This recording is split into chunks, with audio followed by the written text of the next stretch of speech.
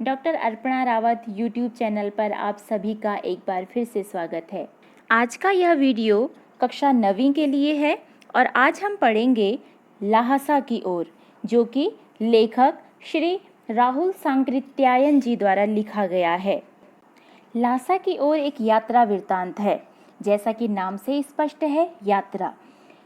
यात्रा वृत्तांत गद्य की वह विधा है जहाँ यात्रा का वर्णन किया जाता है। यह पाठ राहुल जी की प्रथम तिब्बत यात्रा का अंश है, जो उन्होंने सन 1930 में नेपाल के रास्ते की थी। उस समय भारतीयों को तिब्बत यात्रा की अनुमति नहीं थी, इसलिए उन्होंने यह यात्रा एक भिखारी के वेश में की थी। इसमें ल्हासा की ओर जाने वाले दुर्गम रास्तों का वर्णन किया गया है, साथ ही तिब्बती समाज की जानकारी दी गई है। राहुल सांकृत्यायन जी घुमक्कड़ प्रवृत्ति के थे। यात्रा वृत्त लेखन में इनका विशेष योगदान है। इनका मानना था, कर दुनिया की गाफिल जिंदगानी फिर कहाँ, जिंदगानी गर रही तो नौजवानी फिर कहाँ। तो चलिए, राहुल जी की इस कृति के माध्यम से हम भी तिब्बत के ल्हासा की सैर करते हैं।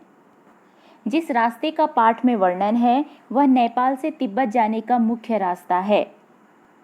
जब फरी कलिंगपोंग का रास्ता नहीं खुला था तो भारत और नेपाल से सामान आदि इसी रास्ते तिब्बत जाया करता था। यह व्यापारिक ही नहीं, सैनिक रास्ता भी था। रास्ते पर चीनी फौज रहा करती थी, इसलिए वहाँ जगह जगह चौकियाँ और किले बने हुए थे। लेकिन बाद में जब यहाँ फौजियों का रहना बंद हो गया तो ये खंडर बन गए। लोगों ने इन खंडरों के आसपास ही घर बनाने शुरू कर दिए और उन खंडरों में ही रहने लगे, जिससे ये खंडर फिर से आबाद हो गए। ऐसे ही एक चीनी किले में लेखक चाय पीने ठहरे। लेखक की इस यात्रा में सुमति भी उनके साथ थे, जो उनके मित्र थे और गाइड भी थे। सुमति एक बौद्ध भिक्षु थे और उनकी तिब्बत के कई लोगों से अच्छी जान पहचान थी। लेखक के अनुसार तिब्बत में यात्रियों के लिए बहुत सी परेशानियां हैं, पर कुछ आराम की बातें भी हैं। तिब्बती समाज में जाति पाति का भेदभाव नहीं होता, वहाँ छुआछूत नहीं है और जो तिब्बती महिलाएं हैं वे पर्दा नहीं करती हैं, अर्थात उनको भी सामान्य रूप से जीने का अधिकार है। बहुत निम्न श्रेणी के भिखारियों को चोरी के डर से अंदर नहीं घुसने दिया जाता, अन्यथा अपरिचित भी घर के अंदर आसानी से जा सकते हैं। कोई भी अपरिचित घर की महिला को सामान देकर अपने लिए चाय बनवा सकता है। घर की महिला चाय कूटकर मिट्टी के टोंटीदार बर्तन, जिसे खोंटी कहते हैं, में रखकर चाय दे देती है। यदि ऐसा लगता है कि महिला ने उन्होंने जो सामान दिया था उसका पूरा प्रयोग अपनी चाय में नहीं किया है, तो वह व्यक्ति स्वयं भी चाय बना सकता है, अर्थात जो अपरिचित है वो उनके रसोई घर में जाकर स्वयं भी चाय बना सकता है। वहाँ की चाय अत्यंत पौष्टिक होती है, जिसमें मक्खन और सोडा मिलाया जाता है। संभवतः ऐसा इसलिए किया जाता होगा क्योंकि वहाँ अत्यंत ठंड है। लेखक थोंगला से पहले एक गांव में पहुंचे। सुमति की जान पहचान होने के कारण उन्हें भिखारी के वेश में भी रहने की अच्छी जगह मिल गई। लेखक कहते हैं कि जब वे 5 साल बाद अपनी दूसरी यात्रा में, अभी ये जिस यात्रा का वे वर्णन कर रहे हैं वो उनकी प्रथम यात्रा थी तिब्बत के लिए, और ये उनकी दूसरी जब वो गए थे तो भद्रवेश मतलब उन्होंने अच्छे कपड़े पहने हुए थे, वो घोड़े पर सवार थे, उसके बावजूद भी उन्हें रहने के लिए उचित स्थान नहीं मिला। जबकि जिस यात्रा का वर्णन वे अभी कर रहे हैं उस यात्रा में वे एक भिखारी के वेश में हैं, तो वो याद करते हैं कि उस बार उनको रहने के लिए जगह नहीं मिली। लेखक कहते हैं कि ऐसा उस समय लोगों की मनोवृत्ति पर भी निर्भर करता है, क्योंकि शाम के समय वहाँ के लोग छंग पीकर अपने होश हवास खो देते हैं। छंग वहाँ की एक मदिरा है जो चावल से बनाई जाती है। लेखक की आगे की यात्रा थोंगला की पहाड़ियों से होकर गुजरती है, जो कि उन दिनों कठिन यात्रा मानी जाती थी। 16-17 हजार फीट की ऊंचाई होने के कारण डांडे के दोनों तरफ मीलों तक गांव नहीं होते थे, अर्थात वहां लोग नहीं होते थे, वह निर्जन स्थान था। उन दिनों तिब्बत में हथियार का कानून नहीं था। डाकू और आम लोग हथियार ऐसे रखते थे जैसे लाठी रखते हैं। जैसा कि आप जानते हैं कि जो पिस्तौल, बंदूक जैसे हथियार होते हैं, उनको रखने के लिए लाइसेंस की ज़रूरत होती है, लेकिन उन दिनों तिब्बत में हथियार का कानून नहीं था, अर्थात हथियार प्रतिबंधित नहीं था, कोई भी अपने साथ रख सकता था। जो आम लोग थे उनको डाकुओं से खतरा था, क्योंकि डाकू मार देते थे और फिर ये देखते थे कि इसके पास कुछ पैसा है या नहीं। और जो डाकू हैं उनको भी आम लोगों से खतरा रहता था कि कहीं वो हमें मार न दें, क्योंकि सबके पास हथियार होते थे। ऐसे निर्जन स्थानों पर यदि डाकू किसी को मार देते थे तो कोई परवाह नहीं करता था, क्योंकि जो सरकार थी वो खुफिया विभाग और पुलिस पर उतना खर्च नहीं करती थी, साथ ही वहाँ कोई गवाह भी नहीं मिलता था।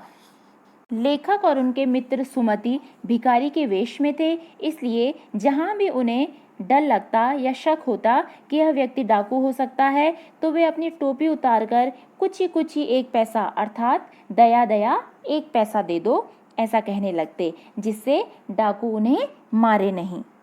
पैदल चलते चलते वे थक गए थे। आगे 16-17 मील का रास्ता था, इस कारण लेखक ने सुमति को लंकोर के लिए 2 घोड़े करने के लिए कहा। दूसरे दिन सुमति और लेखक घोड़े पर सवार होकर ऊपर की ओर चल पड़े।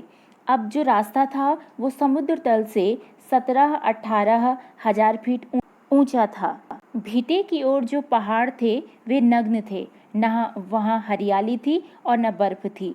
भीटा कहते हैं टीले जैसा ऊंचा स्थान। उत्तराखंड में इस स्थान को डांड भी कहा जाता है। जो टीले जैसा ऊंचा स्थान होता है उसे डांड भी कहा जाता है। सबसे ऊंचे स्थान पर डांडे के देवता का स्थान था।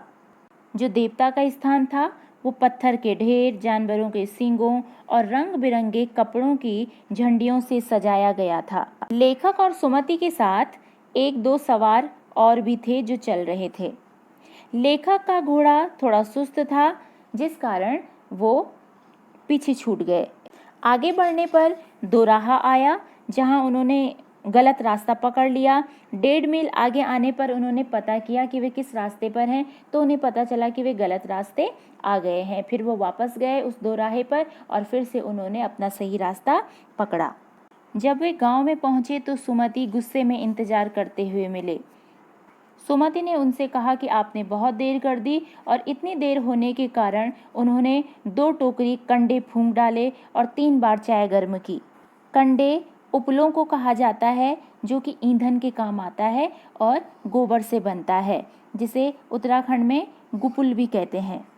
लेखक ने सुमति को बताया कि इसमें उनका कोई दोष नहीं है, जो उनका घोड़ा था वो सुस्त था और इसलिए वो पीछे छूटे और रास्ता भटक गए।